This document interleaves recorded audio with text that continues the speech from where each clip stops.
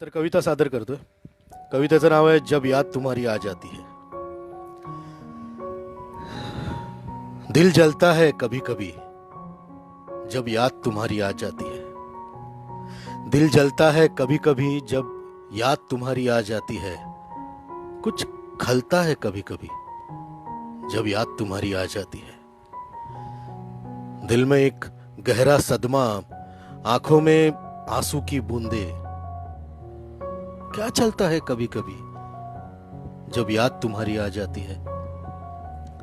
भले ही कितने अच्छे थे जो लम्हे साथ गुजारे थे. भले ही कितने अच्छे थे जो लम्हे साथ गुजारे थे.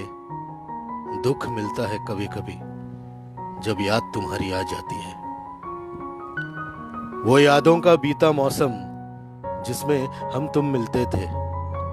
वो यादों का बीता मौसम जिसमें हम तुम मिलते थे. संग चलता है कभी कभी जब याद तुम्हारी आ जाती है. अक्सर काफिर दिल मेरा देकर खुद को झूठा दिलासा. अक्सर काफिर दिल मिला देकर खुद को झूठा दिलासा. खुद छलता है कभी कभी जब याद तुम्हारी आ जाती है. एक छोटीशी कविता त्या मित्राला डेडिकेट केली आहे. मी नाव नाही घेणार त्याचं. असो, आपण पुढे वळूया. खपली नावाची कथा, त्या कथेचं आज अभिवाचन तुमच्या समोर सादर करतोय. लेखिका आहेत कविता नाईक.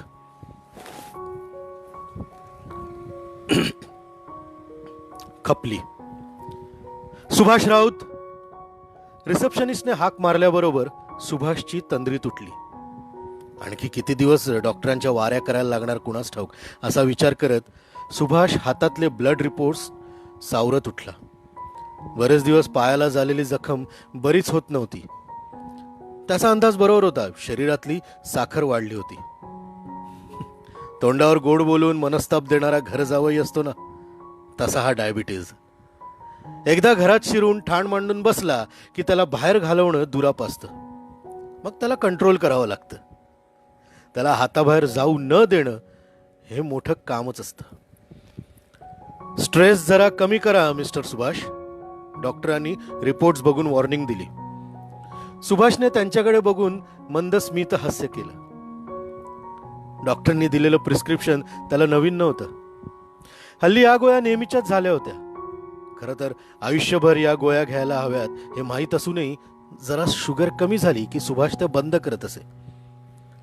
बरं, त्याला हक्कानं सांगणारही घरी कोणी नव्हतं. स्वतःहून काळजी घेणं त्याला जरा जडच जात होतं. मृदुला गेली आणि सुभाष एकटा पडला. मृदुला होती तोपर्यंत देश विदेश भटकणारा सुभाष तिच्या मृत्यूनंतर इथेच भारतात येऊन राहिला. नाहीतरी काय उरलं होतं आता मिळवायचं. मुलं मोठी होऊन आपापल्या मार्गाला लागली होती. मनू जॉर्जियात मोठ्या हुद्द्यावर होती. पोरीनं घेतलेल्या कष्टाचं चीज केलं होतं. लहानपणापासूनच मनूने अभ्यासाच्या बाबतीत, करिअरच्या बाबतीत कधीही त्रास दिला नाही. सौमिल मात्र आयुष्याच्या बाबतीत उथळ विचारांचाच निघाला. त्याचा विचार मनात आला की सुभाष अस्वस्थ व्हायचा. या मुलाची काळजी सुभाषचं काळीत पोखरायची. पण आता मात्र त्याने स्वतःसाठी जगायचं ठरवलं होतं. सुभाषने रिक्षा पकडली आणि तो घरी आला. घरातली कामं राहूनच गेली होती. डॉक्टरकडे जायच्या नादात वॉशिंग मशीन लावायची होती. तरी बरं की यांत्रिकीकरणामुळे दुसऱ्यांवर अवलंबून राहण्याची गरज नाही वाटत. आपलं प्रत्येक काम मशीन करते, त्यामुळे माणसांची गरज नाही आताशा. पण तरी ते कपडे निवडून मशीनमध्ये घालून ती सुरू करावीच लागते. मशीन मनाच्या आणि मनातल्या गरजा नाही ओळखू शकत. कपडे बदलून सुभाष अत्यंत नाईलाजाने वॉशिंग मशीनकडे वळला. आज मृदुला असती तर. विचार आल्यासरशी सुभाषने तो झटकून टाकला. या जर तरच्या गोष्टींना काहीही अर्थ नसतो हे तो जाणून होता. अर्थात कितीही व्यवहारी शहाणपण आलं तरी ते आपल्या वेदना बदलू शकत नाही. असो, त्याने शांतपणे रेडिओ लावला आणि गाणी ऐकत ऐकत आपलं काम सुरू ठेवलं. तितक्यात फोनची बेल वाजली. काका, तुमचा सल्ला हवाय, येऊ का घरी? सुभाषने मात्र आज त्या मुलांना बोलावणं टाळलं. पायाची जखम बरीच होत नव्हती, ती आज जरा जास्तच त्रास देत होती. आज मुलांना टाळलं, पण उद्या ती येतीलच पुन्हा. तसा या सल्ला मागायला येणाऱ्या मुलांचा त्रास नव्हता सुभाषला. त्या मुलांमध्ये त्याला त्याचं तरुणपण दिसत होतं. मुलांनाही सुभाषचं कोण कौतुक, काकांकडे प्रत्येक प्रश्नाचं उत्तर असतं ही त्यांची समजूत पक्की. सुभाषलाही त्यांच्यातलाच एक बनून राहायला आवडत होतं. प्रौढत्वी निज शैशवास जपणे सुभाषला छानच जमायला लागलं होतं. त्याच्या मुलांच्या वयाची ही मुलं, त्या मुलांचे विचार, त्यांच्या आवडीनिवडी, त्यांची सुभाष बरोबरची वागण्याची पद्धत, सुभाष बद्दलचा त्यांना वाटणारा कौतुक मिश्रित आदर, याची सुभाषला फार गंमत वाटे. कदाचित या मुलांमध्ये त्याला सौमिल आणि मनू दिसत असावी, पण त्यांच्याबद्दल तो कधी उघडपणे बोलत नसे. कुटुंबाबद्दल बोलायला तो फारसा उत्सुक नव्हता. हे वरकरणी कुणालाही सहज कळावं. अगदी कुणी विचारलंच तर अगदी जुजबी माहिती देऊन विषय बदलला जात होता. पण त्याला जवळून ओळखणाऱ्या व्यक्तीला नक्कीच जाणवेल की मुलांबद्दल बोलताना सुभाषचे डोळे लखलखतात. कौतुकाची एक सूक्ष्म लकेर चेहऱ्यावर पसरत जाते. आज काही कोणी येणार नव्हतं. सुभाष थोडा सुस्तावलेलाच, त्यामुळे नाही म्हणाला. पायाची जखम अजूनही डोकं वर काढत होतीच. जखमा या जखमाच असतात नाही. त्यांचं कामच आहे वेदना देत राहणं. काही तशाच राहतात, अश्वत्थामाच्या जखमेसारख्या. विचारांचं तारू एकटं असल्यावर दिशाहीन फिरत राहतं. मग अशा वेळी मोबाईलचा आधार असतो आताशा. डोक्यातल्या विचारांच्या दिशांकडे लक्ष न देता मोबाईलला स्क्रीनवर बोटं सरकत राहतात. आणि मग स्वतःच्या विचारांना गोठवून डोकं स्क्रीनमधल्या प्रतिमांचं कधी गुलाम होऊन जातं कळतच नाही. मोबाईल बघत असताना मध्येच बीप वाजला. मनूचा मेसेज इतक्या दिवसांनी. नाही म्हणायला अधूनमधून करते ती फोन. मधल्या काळात आलेल्या कडवटपणावर काळाची पूट चढली होती. नाती सहजासहजी तोडता येत नाही हेच खरं. उत्सुकतेने सुभाषने तिचा मेसेज उघडला. पप्पा, I am coming to India in next week. सुभाषच्या चेहऱ्यावर मंद स्मित उमटलं. बापाचा जीव मुलीवर तसा जास्तच असतो. मनू तर मुळातच हुशार, कुठलीही गोष्ट पटकन आत्मसात करणारी. तिला लहानपणापासून सुभाष स्वतः घडवत होता आणि ती देखील मातीच्या मऊ गोळ्याप्रमाणे घडत होती. तिला वाढवताना, तिच्याशी बोलताना सुभाषला कोण कौतुक वाटे. अगदी तिच्या मॅनेजमेंट स्टडीपर्यंत सुद्धा तो तिच्या बरोबर होता. तिच्या प्रत्येक गोष्टीत तो तिला गाईड करत होता. अगदी अमेरिकेत तिच्या खाण्यापिण्याची काळजी घेण्यापर्यंत. सुभाष स्वतः एका मोठ्या हुद्द्यावर होता, पण तरीही आपल्या परीसाठी तिचा शेफही झाला होता. अर्थात अति प्रेमाने ही समोरची व्यक्ती गुदमरते याची जाणीवही नव्हती त्याला. त्या अति कौतुकाचीच एक दिवस मस्करी झाली आणि मनूच्या मनातला सुभाष बद्दलचा द्वेष बाहेर पडलाच. पप्पा, माझा खर्च करतोयस ना तू, म्हणून झेलते मी तुला, नाहीतर तोंड बघायचं नाहीये मला तुझं. यानंतरचे शब्दच सुभाषला ऐकू आले नाहीत. पुढचा किती वेळ सुन्न अवस्थेत गेला कोणास ठाऊक. सुभाषचं चेहरा क्षणार्धात घामाने डवरला. अस्वस्थ सुभाषने मोबाईल बंद केला आणि तो बाथरूम मध्ये शिरला.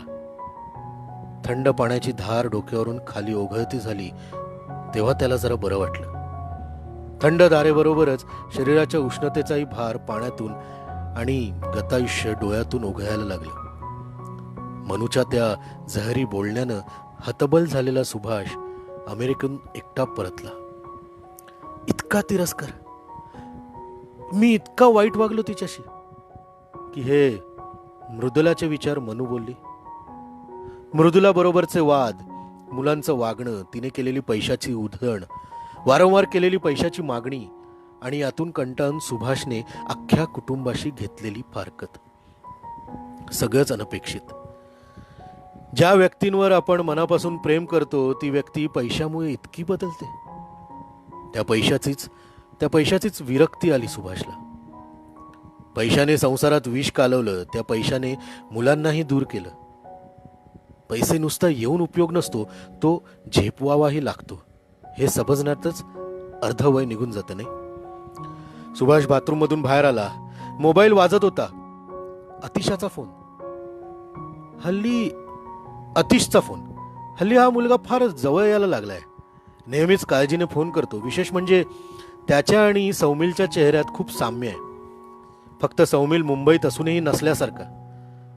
सुभाषने फोन उचलला. काका, पुढच्या आठवड्यात आम्ही माथेरानला जातो आहोत. तुमच्यासाठी एक सीट ठेवली आहे. सुभाषला खूप कौतुक वाटलं, पण पुढच्या आठवड्यात मनू येणार होती. चेहऱ्यावर कितीही लपवण्याचा प्रयत्न केला तरी तिच्या येण्याची उत्सुकता होतीच. अतिशला नकार कळवून सुभाष उत्साहाने खाली उतरला. आज खूप दिवसांनी दाढी करावीशी वाटत होती. मनू येते. मृदुला गेल्यावर मुलं दिसली ती शेवटची. त्यानंतर आता दिसतील. काळ हे सर्व प्रश्नांचं उत्तर आहे हे खरंच. मधल्या 2-3 वर्षात बराच कडवटपणा कमी झाला होता. मनू पुन्हा कामापुरती का होईना बोलायला लागली होती. आता ती येते त्या घरी जिथं सौमिल होता, आमचं कुटुंब होतं, जे घर आता सुभाषने मनातून काढून टाकलं होतं. सुभाष जवळच्या मॉलमध्ये गेला. त्यानं मनू आणि सौमिलसाठी गिफ्ट्स घेतली. मनू आता इतकी मोठी झाली आहे, भरपूर कमवायला लागली, स्टायलिश बोलायला लागली आहे, म्हणजे पुरती विदेशी झाली आहे. सौमिलही मॅच्युअर्ड झाला असेल. मनू सांगत होती कसलासा बिझनेस करतोय म्हणे. काहीतरी करतोय हे महत्वाचं. मृदुला गेल्यावर आणि सुभाष दुरावल्यावर मनूने सौमिलचं जणू पालकत्वच स्वीकारलं होतं. मोठी झाली पोरं. आज जेवायला बोलवलंय मनूने. चांगलेसे कपडे करून सुभाष पार्ल्याला निघाला. दोघेही तिथेच भेटणार होते. मनातून थोडीशी उत्सुकता, थोडा नर्वसनेस आणि थोडा आनंद, सगळ्याच भावनांची सरमिसळ. झपझप पावलं टाकत सुभाष पार्ला स्टेशनवर उतरला. मुलांना भेटायला थोडासा वेळ होता. सुभाषने बुके घेतला, छोटासाच, नाजूक, मनूसारखा. तेवढ्यात message, we have reached, where are you. अरे, मी लवकर पोचायचं ठरवलं होतं, पण मुलंच माझ्यापेक्षा लवकर आली. त्यांनाही तेवढीच उत्सुकता असेल का मला भेटायची. सुभाष घाईने रिक्षा पकडून हॉटेलवर पोचला. त्याला बघून दोन्ही मुलांचे चेहरे आनंदले. पहिल्या 2 वाक्यात आलेलं अवघडले पण हळूहळू दूर होत गेलं. गतकाळातल्या गमती जमती बाहेर यायला लागल्या. चौकोनी कुटुंबाच्या कितीतरी गोड आठवणी. पैशाच्या चणचणीतून बाहेर येण्याची धडपड, त्यातून झालेल्या गमती. सुभाष कोशातून बाहेर यायला लागला. पोटभर जेवून आणि मग मनभर गप्पा करून सुभाष घरी परतला. किती मॅच्युअर्ड झाली आहेत मुलं. मनाच्या दुखऱ्या कप्प्याला जराही हात न लावता फक्त सुखाचे क्षण वेचले तिघांनी. काळ किती प्रभावी असतो नाही. काय घडलं असेल या मधल्या काळात. मुलांना माझी बाजू पटली असेल. त्यांनी ऐकलेल्या एकाच बाजूचा फोलपणा कळला असेल, की पोरकेपणाच्या जाणीवेने आलेली पोकळी भरून काढण्यासाठी ते माझ्याकडे आले असतील. जे काही असेल, पण आज कितीतरी वर्षांनी मी आज माझ्या कुटुंबात वावरलो. आज या प्रसंगी मृदुला, पण माहित नाही, आज ती असती तर कदाचित मी माझ्या मुलांना भेटू शकलो नसतो. कदाचित तिच्या जाण्यामुळेच मुलांना मला भेटावंसं वाटलं असेल. कदाचित, जर, तर हे शब्द किती फसवे आहेत. एखाद्या मृगजळाप्रमाणे. वस्तुस्थिती ही आहे की आज माझी मुलं मला भेटली, माझ्या बरोबर रमली. नियतीचा फार विचार करायचा नाही. तिला तिच्या लहरीने वागू दे. आपण तिने दिलेल्या प्रत्येक प्रसंगात आनंद शोधायचा. सुभाष उत्साहाने पुढच्या कामाला लागला. काम तरी काय म्हणा, प्रचंड पैसा पाहिला होता, आलिशान राहणी उपभोगली होती. आता आयुष्य शांतपणे मनासारखं काढायचं होतं. पण आता ही जखम. तरी खूप वेळाने त्याचं लक्ष पायाकडे गेलं. जखम सुकत नव्हती. त्याला औषध लावायचं राहिलं होतं, पण दुखणं कमी झालं होतं. मन्नू पुन्हा एकदा परतीच्या प्रवासावेळी भेटणार होती. पहाटेच्या फ्लाईटने जाणार म्हणून तिनं मला रात्रीच राहायला बोलवलं होतं. पुढचे काही दिवस सुभाषने याच विचारात घालवले. पुन्हा त्याच घरात जायचंय, पुन्हा त्याच घरच्या आठवणी, त्याच जुना खुणा, त्याच जुन्या खुणा, त्या जुन्या जखमा. द्विधा मनस्थितीतच सुभाषचे पुढचे दिवस गेले. रात्रीचं जेवण आटपून सुभाषने ट्रेन पकडली. आज बऱ्याच वर्षांनी घरी जात होता तो. ओळखीच्या खुणा पचवत तो दाराशी येऊन उभा राहिला. बेलवर कितीतरी वेळ त्याची बोटं घुटमळली. बेल वाजवायला हवी. मनातले शब्द जणू कानात नीट ऐकू येत होते. मनू दारात उभी. ती सुभाषला घेऊन आत गेली. सौमिलने सगळ्यांसाठी आईस्क्रीम आणलं होतं. सुभाषलाच काही क्षण काहीही सुचेना. पण का हो? पण काही क्षणच मनू लगेच येऊन पप्पाला चिकटली आणि गप्पांचा ओघ सुरू झाला. रात्रभर जागायला हवं होतं. गप्पांशिवाय दुसरा चॉईसच नव्हता. मग काय, एकमेकांच्या अंगावर पडून लोळत लोळत गप्पा सुरू झाल्या. दोन्ही मुलं जणू लहानच झाली होती.